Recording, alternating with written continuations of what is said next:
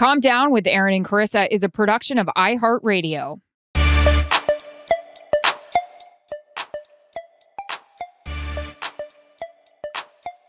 Welcome back to our best of 2023. Let's get right back to our interview with Geo. That's what we call him, Greg Olsen. Greg, I know you have a vacation to get to, but hold on. I really need to know your thoughts on this because you're such a gentleman. You're a great husband. You're a great father. You're a great teammate. His kids are so well behaved and lovely, and I want Max Stoll to be just like them. Yes, all of the above. Thank you. But if your wife wants to go get a Starbucks and you guys are on a connecting flight, okay, and you've heard the announcement, like they're boarding yours. Now, again, you get on late to the plane like I do. So this may, be an indication of what you're going to say. But she wants to go get a Starbucks and you're like, hey, we're cutting it close. Like, don't go get a Starbucks. So she's like, hey, I'm going to. I want to. So you go to the plane and then the plane is going to take off and she's not there yet. Do you get off the plane and make sure that she is with you, or do you stay on the plane? This is an article. This was a headline. This is a real story. The guy left without his wife. He was like, she took too long. I told her not to go to Starbucks. What would you do? Yeah, I probably wouldn't board without her. Because you don't know how. It would have probably been like a whisk. Well, sure, I probably didn't have it. The problem is my boarding pass was probably on her phone. Yes. But I think if I put myself in that situation, I wouldn't have boarded the plane without her. There would have been like a whisper fight. Like a really silent whisper fight saying like, why are you going to get a Starbucks right now? So there would have been like a whisper, like a whisper fight back and forth where like we think we're the only, but like everyone knows you're fighting, but you think no one knows you're fighting, So there probably would have been like one of those going on. Hopefully I would have won the fight. Unlikely that I did. Yep. If there was no line at Starbucks, I probably would have hung tight and, I would not have boarded the flight without her. I could. You're a gentleman. That's what I thought was going to happen. That would be the case. But if she put us in that position, the whisper fight would have escalated. The whisper fight. Is this a common Olsen term? A whisper fight? So my wife and I always had this joke. Like when the twins were little, we didn't sleep for like a year. Again, it was probably 2 months, but in our mind, it's a year. And like we had this running joke that like as long as in the morning, whatever happened in the middle of the night didn't count. So like the twins wouldn't sleep, they'd alternate. You're tired, you're being mean. Like whatever we whisper fighted in the middle of the night, when we woke up in the morning, like when our eyes opened and it was morning time, we would like check in and be like, "Are we good?" Like nothing that happened, that happened throughout the night counted. We'd start fresh in the morning. And the whisper fights, they don't count. So that was kind of our like deal for us. And it got us through like the first year of having the twins. And we've always tried to stick to that plan. Like if we're going to fight, we got to fight. But if we're whisper fighting, it doesn't count. I'm just trying to get a sense of what whisper fighting is. Because in our house, it'd be like, you're such an asshole. Like, but I can't imagine whispering. Like, what's a whisper fight? So like whisper fighting is, Stop it. Stop. Like, you need a fucking Starbucks now? We're about to board the plane. Get a Starbucks on the plane. Or like, when the babies were small, it was like, I'm fucking trying. Why don't you try to put them to sleep? You're going to wake up your sister. You know what I mean? Like, you want to say everything, but you're talking like, I'm trying. What do you think I'm doing? So that whisper fighting is like not a real fight. Oh, and my face hurts. We were on the same page with that. So that got us. That's why we were able to get through having twins. We call that a Mr. and Mrs. in our house. If you're having a fight, well, we had a Mr. and Mrs. yesterday. It wasn't good. Yeah. Whoa. It counts. And as long as like you don't end the day or start the day on whatever that fight is, it's good. Okay. So as long as it doesn't linger, you're good. Greg, I'd be remiss because Erin is very great at impersonations. She's done it of Sean McVay. She's done it of myself. She's done it of you and Kev. I need you to give me your best Erin Andrews impersonation. Fuck. It could be anything. It could be on the sideline. It could be in a meeting. It could be at dinner the night before. I need you to put together and think about it. I don't want you to rush. Oh, I'm putting you on the spot here, but this chick is great my at God. calling This out is- other people. So I think that you need to, having spent the most time with her over the last year and a half on the road in various, positions, give me your best Erin Andrews impersonation in any setting. Wow, this is a lot of pressure. I have to be honest.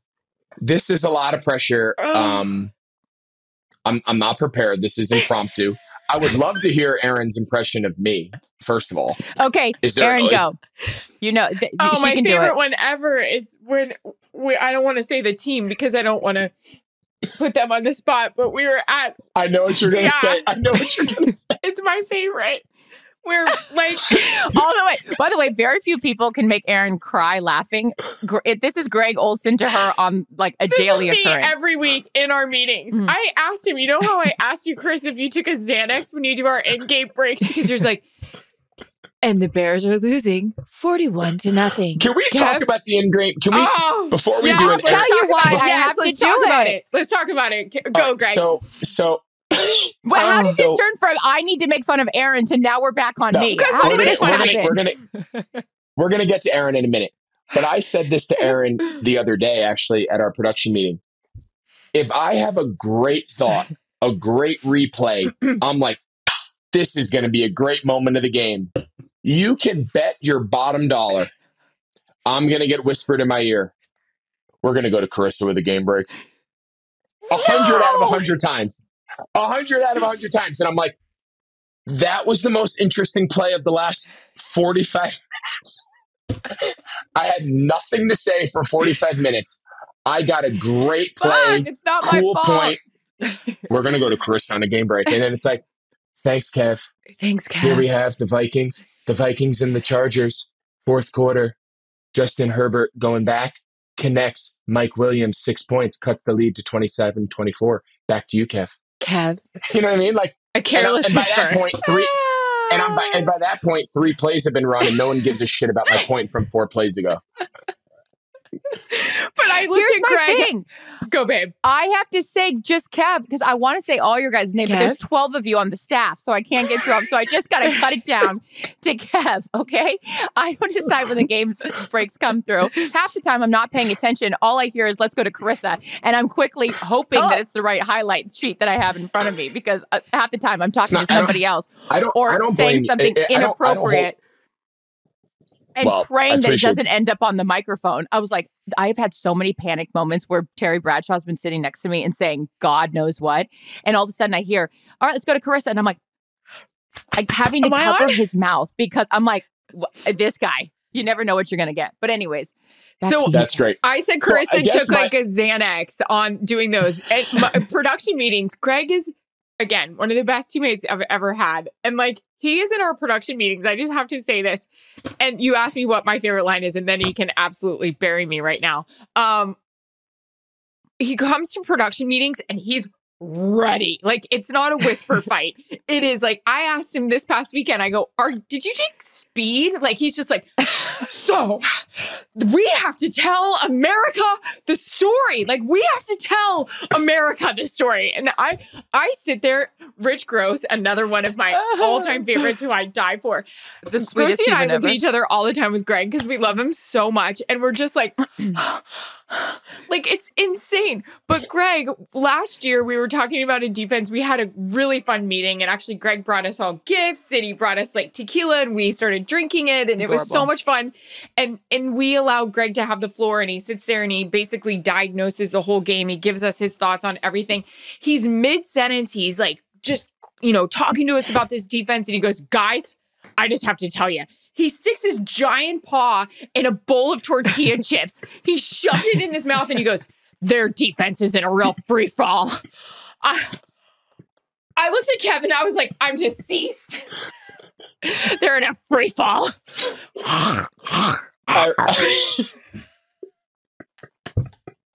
That's a true story. And I'll be honest, I gave my best follow-up. I had like 4 baskets of chips in the meeting this past weekend in Kansas City. I hadn't eaten all morning.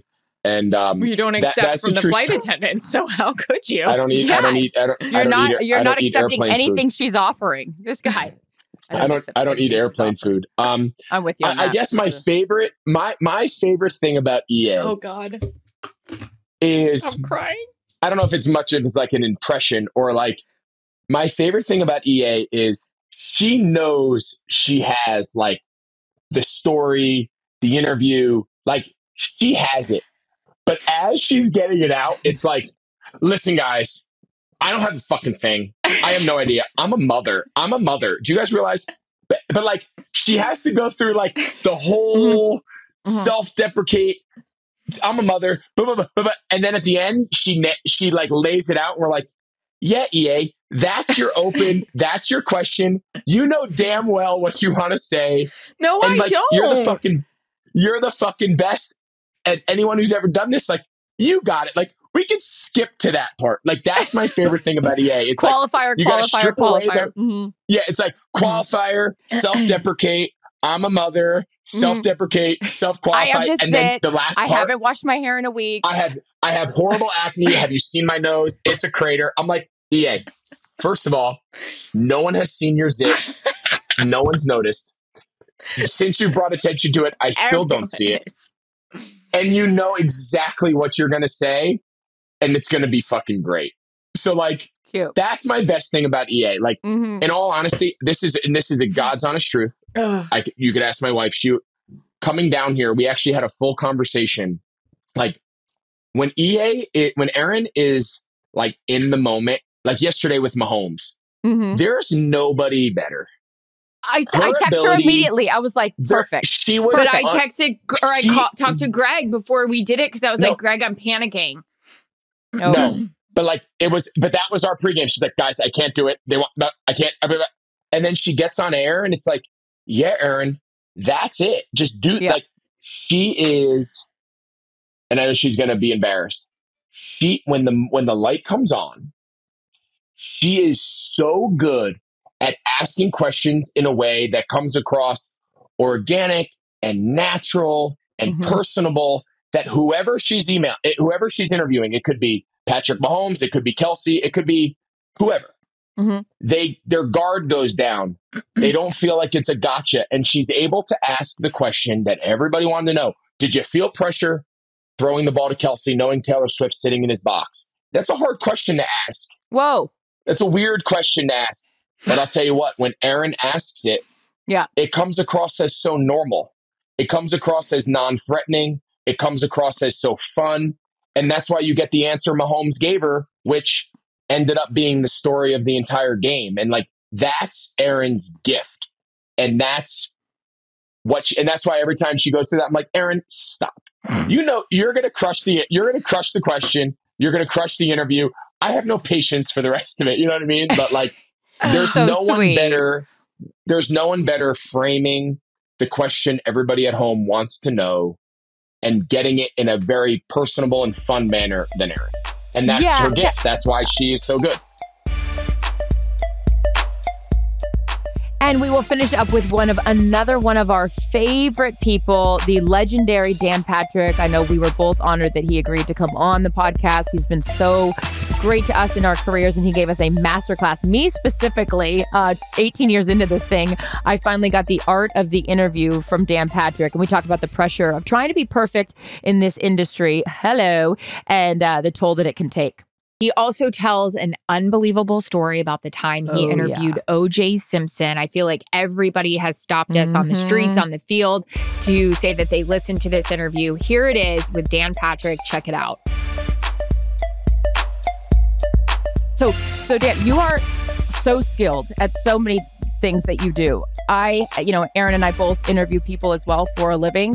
I want to know the art of the interview through the lens of Dan Patrick, because I'm constantly trying to figure out and learn and take advice, yield advice from people that I respect, that what makes a good interviewer? Like, what is some of the best advice you've gotten, and what have you found to be the best skills that you have used to elicit a great answer from a subject? Be curious. Like, always be curious. It's not about you. There's nothing wrong with a question that makes it seem like you don't know the answer. If you say why, but we get caught up in, oh my God, they're going to think I don't know. So you're going to ask a question, answer the question, then ask the question. It's terrible. Yes. Just get to the question. Just ask the question. And because the less time I have you to be able to load up with an answer or maybe bullshit me, I'm doing a disservice to my audience. And I always think when I'm interviewing, my job is to be a conduit to the people who are listening or watching. It's my job to get them something that keeps them in their car. Or they go, oh, did you hear that interview? And if you're selfless, then you'll ask open-ended questions and be curious and always be ready with the follow-up. It's amazing. Athletes try not to tell us things, or coaches try not to tell us things. Your job is, they're going to tell you something. You just have to listen for it. And then when you follow up, that's when you get gold. I remember when Scottie Pippen was being interviewed by all these people, and he had something to say about Michael Jordan and LeBron, and everybody was, oh my God, did you hear what Scottie had to say? Well, in the same conversation, he talked about race played a role in Phil wanting Scottie to not take the last shot. Tony Kukoc was going to take the last shot in the game. And Scottie sat down. And I said, oh my God, that's the quote. Nobody's asking him. He basically called Phil Jackson a racist. And I said to Fritzy, my booker, I said, see if you can get Scottie on. And he was promoting his whiskey or bourbon or something, tequila maybe. And I asked him, I said, what are you saying about Phil? And he said, no, he basically was saying he's a racist. And I just thought, nobody's listening. Like, they're listening for what gets clicks, and gets clicks is when you talk about Michael Jordan and LeBron James, not Phil Jackson. And I just remember it was like, it hit me that, are we really listening? Or are we only listening for what works in today's social media climate? And I don't do social media. I'm not on social media. I'm not interested in social media. I'm aware of it. If I make a mistake, somebody points that out. But other than that, I don't need it as a reassurance. But I think, how we ask questions, who's asking questions. And I think journalism is sort of in small letters now. I don't think it's capital letters. And that's where I think we get into trouble sometimes. Hot takes, that's really important. But when you sit down and you ask questions, ask the question and don't be afraid, because this isn't about that guy being your buddy or, that woman being your buddy. Your job is still to get that answer to your audience. And if you always believe in that and stay true to that, you can't go wrong. But make it about the subject, not about you and your questions. I love that. Now I'm rethinking everything I want to ask Micah Parsons this week. I'm like, shit, what's happening? Well, I not to tell you how to do your job, but I would like to know, like, what makes you want to be part of the media? Like, what part of the media do you enjoy? Because he is good. He's good on his podcast, and he's got things to say, and he's young, and I'm just curious, that new wave of athlete. So, we got the NIL guys, and then we got, these guys who have a podcast, and what do you say, and can you say it, and are you saying it on here, but you won't say it to the media when you do a press conference? Like, those are things that I find really fascinating, because today's athlete is far ahead of the game in a lot of ways, but really naive in a lot of ways too. You've done everything. Covered World Series, NBA Finals, Olympics, your time at ESPN, your time at NBC, and your own show. Is there something you would go back and do differently, or are you appreciative of the path that you've been on? See, I would have critiqued you right there. Tell me. What would you have done differently? What would you have done differently? Yeah, you don't even add the end of it. What would you have done differently? I love you. Now, I do this to my wife, and I do this to my kids. No, so once it's again, so good, and it messes with the way you think. Dan, did you deal with John Swatsky at ESPN? Yes. He, in a great way, fucked my head up. Like, what, where, when, why, how. Do not ask two-part questions. Like, it screws my brain up, but it's great. See, I never had him, which is why Dan's my new interview guru. John Swatsky changed my career. Wow. John was in a magazine. There was an article, and it was like the king of interviewing or king of the question. And I read it. And I said to John Walsh, who was running SportsCenter, I said, we have to get him here. Yeah. And so he got him here 5 days, 8 hours. And people were like, Fight him. MF and me. Like they Yeah. were like, oh my God, why did you? And I said, oh my God, this is unbelievable. It was amazing. a treasure trove of things that could help you, tips, laying down breadcrumbs, like take them here. Take them here. Where are you going? What's your end game? What's your first question? Now, we went toe to toe a lot of times because I said, you've never interviewed Mike Tyson. You've never interviewed Dennis Rodman. Your laws, your rules, your tips won't apply. And he goes, I beg to differ. And I go, I know, because I've done that. I have interviewed them. And there is no way to really go into that with his formula. But the other stuff was wonderful. Open-ended question. I'll sit around the table with my kids, my wife. And I used to go, how was your day? Good. And I go, okay. Tell me, what was the best part of your day? And so then they would give you an answer. And then after a while, they caught on and they go, you interviewing Dad? Or are you really? Are you? I love it, though. I love it. You have to get into, it goes back to your, do it to your boyfriend. Do it to your husband. Just ask a question. They won't realize it. But when you say, hey, how you doing? Good. Hey, what was fun today? Or what was interesting today?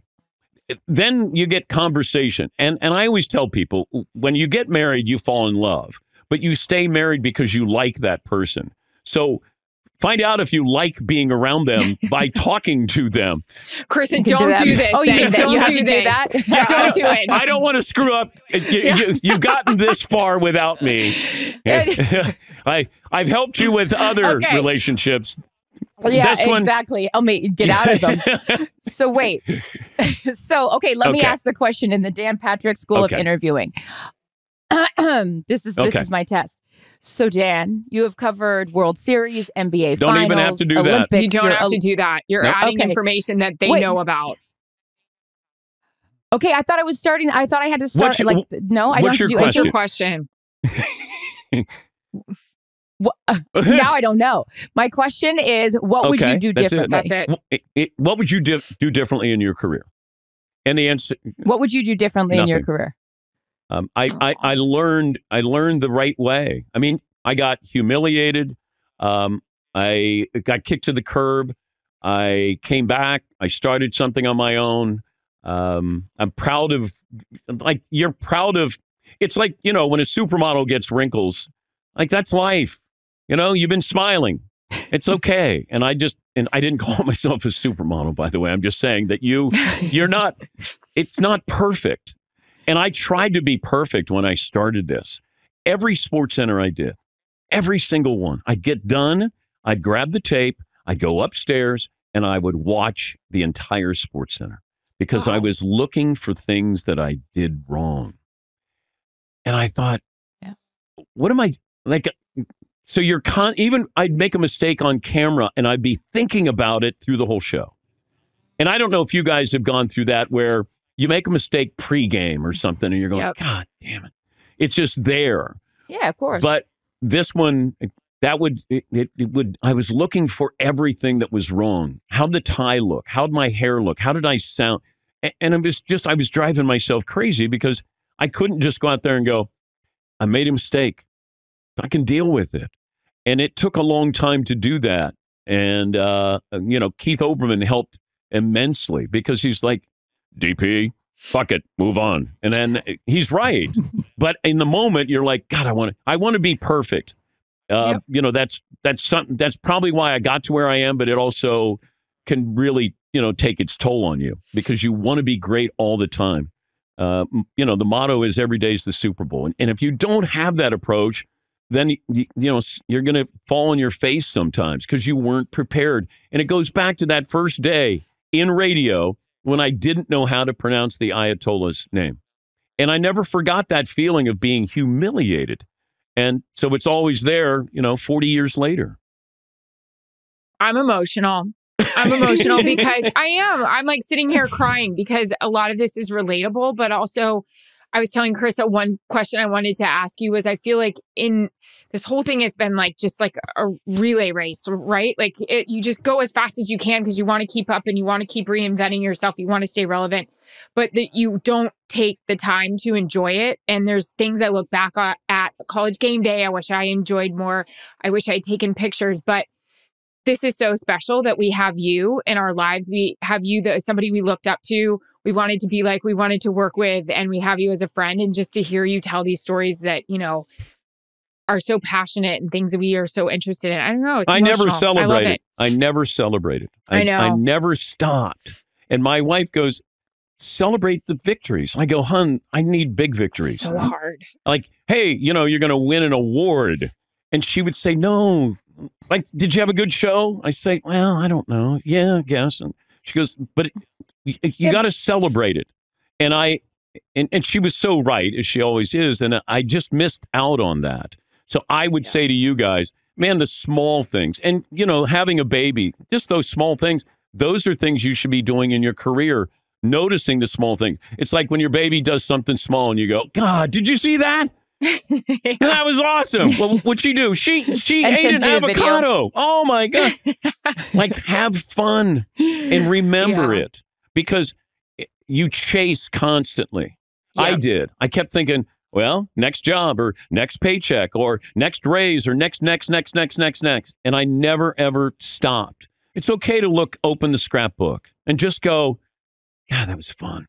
And the people and the memories. Okay, so love it. So let's do this as I apply my. Do you have a few more minutes for us? I have life for you. I love you. Thank God, you. what are you doing to me right now? I know.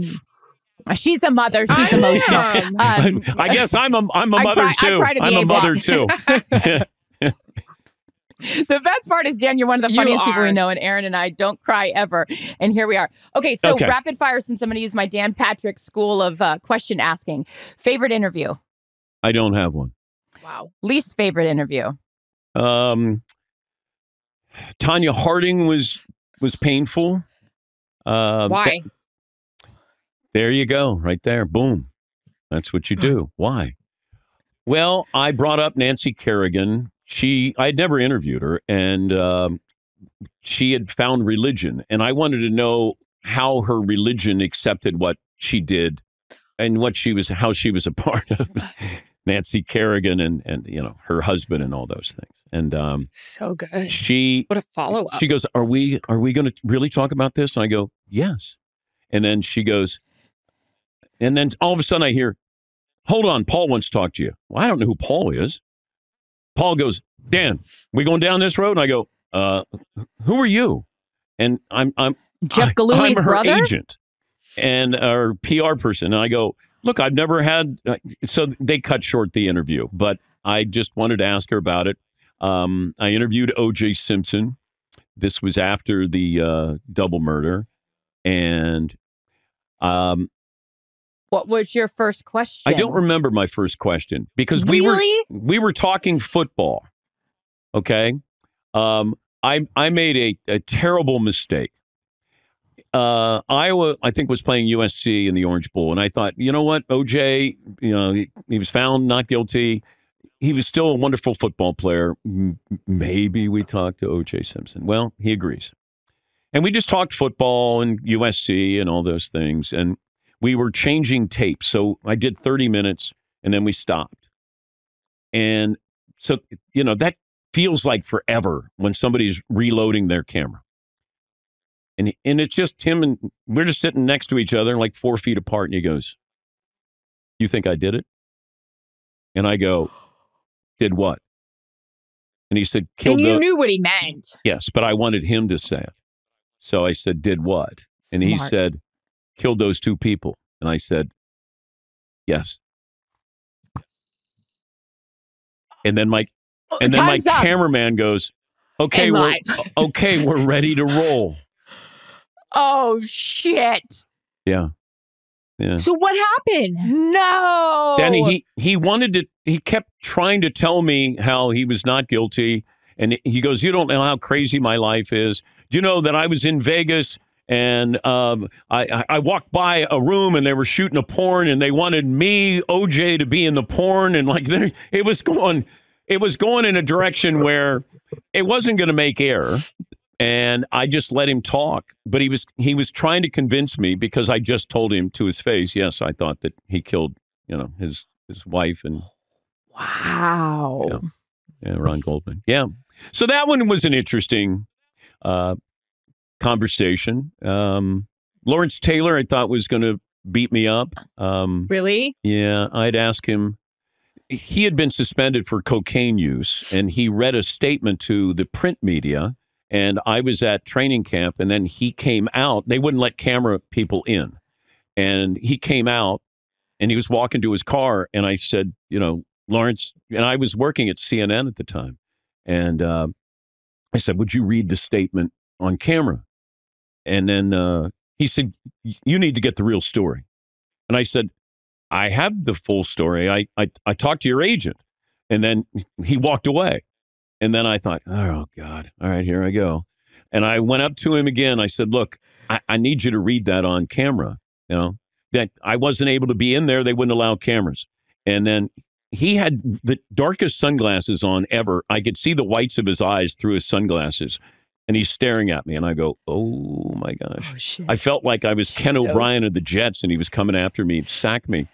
And he's my neighbor. I'm not kidding. He's right down the street. Ken O'Brien is? Yeah, he's awesome. Of course he is. He's a good guy. I felt He's bad. great. He's one of the first guys I ever felt bad for. I saw fear in his eyes when Lawrence Taylor was chasing him during a game. And I go, that is fear right there. That is fear. But he got into he had a dark blue Porsche, and he peeled out. And Peter King was working, I think, for Newsday. He runs out. He goes, what did he say? And I told him the story, and I think Peter quoted me in Newsday that Lawrence Taylor basically told me to get fucked as he got in his car. I mean, these are the moments that people don't really care. Like when you're getting in the business, you what don't do you mean? think They're amazing. Well, no, that you don't want to have these moments. Like you don't have these moments. Come on, and then you do where, sometimes you're asking a tough question, and I just try to be professional the best I can. Never try to be sensationalistic and I don't do gotcha. I don't do any of that stuff. But there are times when you go, God, this is going to hurt when I ask this question. But you got to do it. So was there an interview that you wanted, didn't think that you would get, and you got it? Let's see. Now I could say yes or no to that. Right. Who was a person that you wanted to interview and you didn't think you could get it, but you got it? I think Michael Jordan during the NBA Finals when he wasn't talking to the media, and then I got a chance to talk. I had a great relationship with him. I don't really know him, but he was very generous with me, and he knew that I could push him a little bit. And he was playful. I thought he was different when he was on SportsCenter after they would win those championships. And another interview I got that's really not headline worthy, but John Stockton never did interviews. Never. NBA Finals, NBC would be Jim Gray would be trying to get John Stockton to sit down. And I just remember saying to the PR, I was just trying to be funny. And I said, hey, love to have John to sit down for an interview. And he goes, I'll ask. And I go, okay, just for shits and giggles. Comes back and he goes, John will do it. Where do you want to do it? And I go, what? So we sat down, did the interview, and I just remember NBC's like, wait a minute. Why didn't he do an interview with us? And I go, I have no idea. I just ask. And I always say that, don't be afraid to ask. Cool. If you can take no, which I happened through most of my high school and college career with women, like if you can take a no and keep coming back, then that's you got to have that thick skin. You have to have calluses, and I just remember you just ask. I had no problem asking, and if you got rejected, you're like, okay, be professional. Do you think you could ask Michael Jordan to do Calm Down as well? Like we could book him next week. That would be amazing. No, I don't have that pipeline to him anymore. But I would still love to follow up with him. And I would love to talk business with him. His business acumen, and the fact that his mom played this important role. And what would have happened if he, stayed with Adidas, didn't want to go to Nike? And I mean, these small little decisions that somebody makes, and you go, that's $1 billion decision right there, if not more. A couple of $1 billion. And all it was we're going there, and we're gonna talk to these people at Nike. And you're just, sometimes it takes that. It's just a small thing with a lot of these guys. And they're competitive too. I find this too in interviewing. You got to be competitive with somebody competitive. Don't be afraid to let them know you know what you're talking about, and go after them a little bit. Pat Riley famously shut me down one time. Don Shula shut me down one time because they didn't think I knew what I was talking about. And I mean, and they could have been correct, but what I was asking was not, something really serious. It wasn't Goodwill Hunting and I'm solving a problem on a, chalkboard. But I asked Jack Ramsey, I said, give me a question I can ask Pat Riley, NBA Finals. And so good. Jack was just a wonderful, wonderful man. He go, Dan. Lakers or Miami? Who is he with? He was with the Knicks. Oh, sorry, Knicks. Okay. Yeah, the Knicks. So he goes, Dan, this is what you ask him. And so he's got this elaborate thing. And so I go over there. It's a group interview with Riley. And I asked the question. And he didn't even answer. He looked at me and he didn't even answer it. And I walked back over and Jack goes, what did he say, Dan? I said, he didn't say anything. He goes, he knew you knew something. And I go, I just think I just embarrassed myself in front of him. He goes, no, you didn't, Dan. You learned from me. Like, Hall of Famer, wonderful man. And he was trying to, I think he knew that Riley knew that Jack gave me the question to ask him, and he wasn't going to give up the answer to the reporters there. That's all right. That's all right. That's why Rodgers is so hard for me sometimes, because and Andrew Luck was really hard. Chris, I know he was just on your Thursday night show because they're smarter than you. I'll never and Rodgers knows what's coming. Luck knew. And I was like, damn it. Stop being so smart. Just listen. Not trick them. Yeah, but I find they'll play, kind of verbal tennis with you a little bit. Yeah. They'll help you do your job. I found Rodgers would be engaging. And when I talked to him after the draft, when they took Jordan Love, and I said, why four fingers with your tequila? And he said there wasn't any more tequila. Like he had that amount of tequila only because that's all the tequila that was left at the time. And, so you're asking him about that process. And he allowed me to go into his home when I was asking the question. And that's all you want is if you break through the barrier. Now, what do you do when you get in the house? Are we sitting in the living room, the kitchen? Are we going down to the man cave? Are we going to the bedroom? But I want to know where are we going? Is it going to be a fun, intimate conversation? Is it going to be sort of status quo? Like, I want to be in the kitchen with you. Yeah. Living room, nothing good happens in the living room. Well, except for the Christmas tree, and that's it. Too serious? Yeah. Like, whenever you go over and you were meeting a girl and you were going to take her to prom, you went in the living room. Like, it was always, and they'd have plastic on the furniture. Like, nothing good happens in the living room. But you get into the kitchen with an athlete or a coach or something, then it's like just sitting around. And it becomes a little bit more of a, let's chat. And that's another thing I always tell my students. Don't interview somebody. Have a conversation with somebody. Because then it doesn't sound like an interrogation. Because if I ask you questions and I'm like, peppering you, you're gonna tense up a little bit. But if we're having a conversation, then I feel like, okay, let me hear your tone. And that kind of dictates, you can have a velvet hammer. That's the way I view it is, hey, it may hurt, but it's not going to hurt as much, or it's going to look better than a hammer coming at you. It'll be a velvet hammer. But ask that question and get that conversation going. Because when you do, that's when they forget they're being interviewed. And it's hard to do that, really hard. But when you do, then you got magic, and that's all you want. You want that soundbite. And I always respected when you had to ask two questions. You got your two questions on the sidelines. I'd be like, God love you, man. God love you. Because I couldn't do it. So hard. I could. What are you going to say to your team second half? like, I know. Coach, what do you need to work on after that? Every goddamn thing is what I need to. And you're like, wait a minute. Contractually, I get to ask you one more question.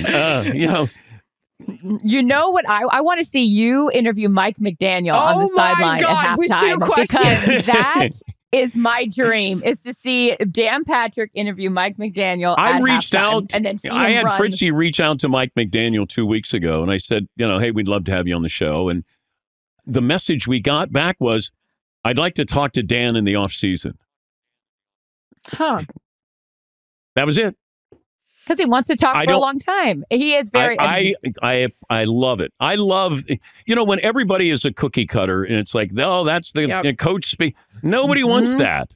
I want a guy who is difficult, irascible. I mean, I don't want Belichick or Popovich per se, because that's not good for our jobs. But when you get somebody who wants to kind of push back at you a little bit, give you shit, like Jim Boeheim always wanted to, push back. John Calipari wanted to give me shit. Coach K. Bo Ryan was like that. Yeah, but that's what you want, because as I say to my daughter's boyfriends, if I like you, I'm going to give you shit.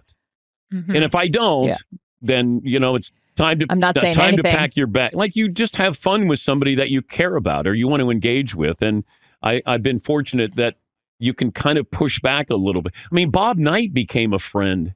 I was going to say, I love him. Isn't that the little statue right in front of your microphone? That is Lou Holtz at Arkansas. Oh, the red sweater and the white shirt underneath. I thought it was Bob. Bob Knight, a big doll back there, a big carving or something. People send me stuff all the time. I love it. I love it. I have this man. I don't know what I'm going to do when my career is over, because I have to take all this stuff home. And, my wife loves that, there's no sports stuff at home. It's all here. When is the end of your 4 career? more years. When you want it to be? Years. 4 more years. Yep. Really? Why? Good, Charissa. I want to. Thank you. I'm learning. That was great. I want to be able to do it at a certain level, hopefully maintain that level, and then you bow out. It's a young person's game. Trying to stay relevant, having the energy, the enthusiasm, having something new to tell people. Those are all challenges, but it's every day where you think about that. There shows that I went to see One Direction. I would go see Taylor Swift if I could get I want to stay young, at least in my mind, of what is out there. What is somebody doing? What are they saying? What are the shows that people are watching? The athletes, the younger, all of that stuff.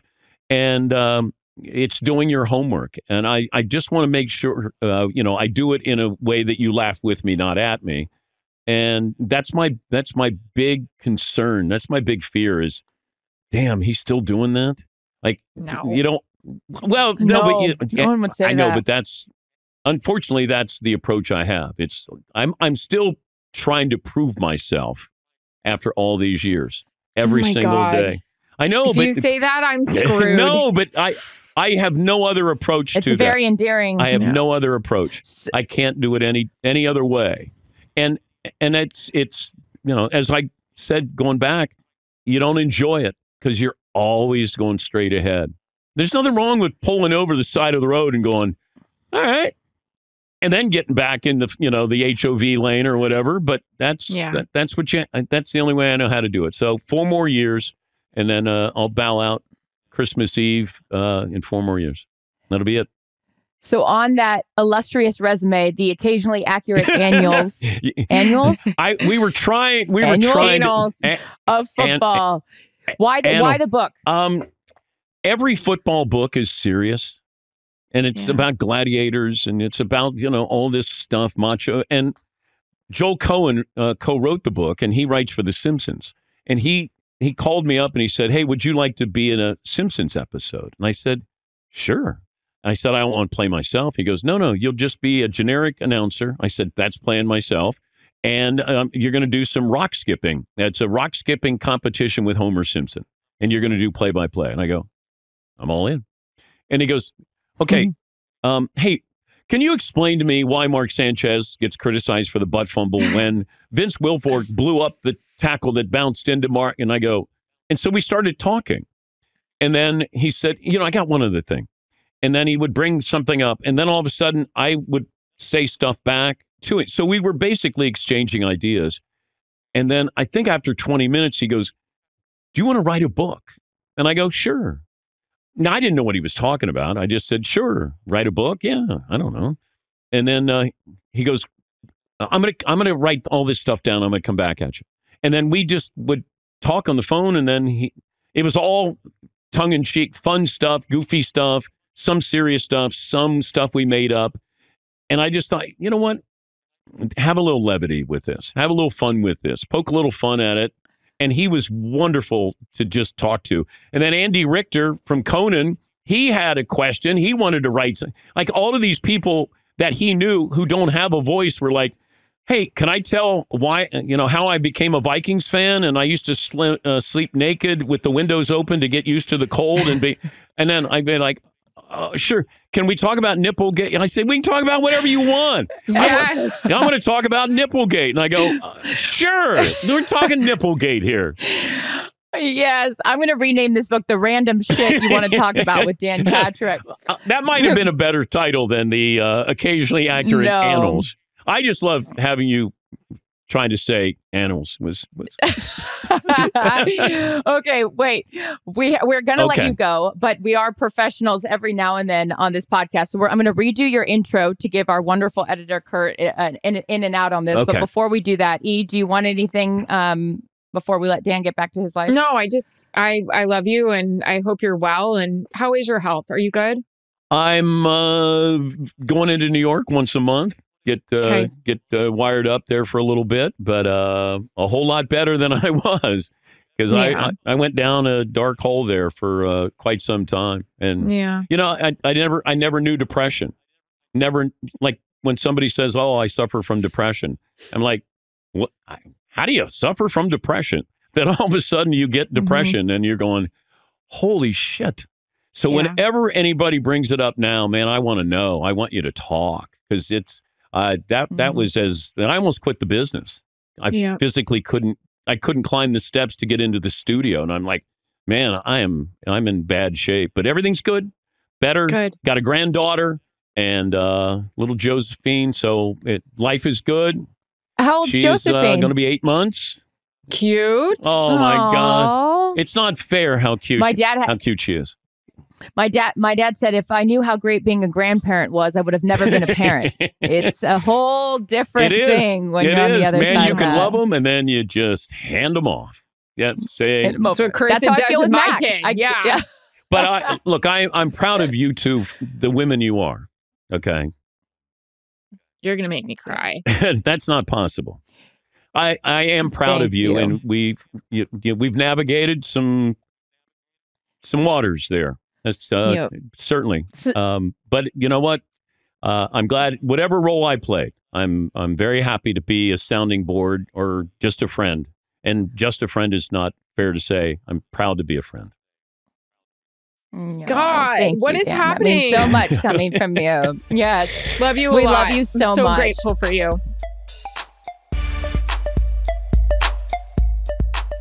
So those were some of our favorite moments from 2023, but we couldn't do any of this without you guys, our wonderful listeners and followers. I know Erin and I talk about it all the time, but when you guys yell out from games and from the sidelines that you love Calm Down or the questions that you write in, we cannot thank you guys enough for supporting us through all the ups and downs. We love you. We love you. We love you. Thank you for another incredible year and all your support. Yeah, even when we're walking our dogs and you scream from across the street, calm down. And my husband thinks it's like something that we did. And I'm like, no, it's the podcast. It doesn't matter how old you are, if you're a guy, girl, anything. We're just so excited everybody's listening. Even you head coaches out there. I know you're listening to us. And we appreciate you guys so much. Happy holidays, happy new year. And we'll see you in 2024. Calm Down with Erin and Charissa is a production of iHeartRadio. For more podcasts from iHeartRadio, visit the iHeartRadio app, Apple Podcasts, or wherever you get your podcasts.